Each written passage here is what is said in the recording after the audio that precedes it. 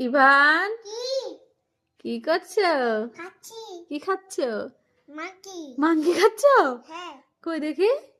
উমা, তাই তো, সত্যি তো, মাংকি তো। Candy monkey. হ্যাঁ, দেখেছো, শুধু মাংকি না, ক্যান্ডি মাংকি। দেখে দেখাও, দাও দেখাও friend. Sorry sorry sorry sorry. আচ্ছা আমি দেখে দিই। এই দেখো, দেখেছো, ক্যান্ডি মাংকি খাচ্ছে ইভান। এই দেখো, পুরো মাংকি, মাংকি ক্যান্ডি খাচ্ছে। কেমন খেতে? টেস্টি? হ্যাঁ, টেস্টি।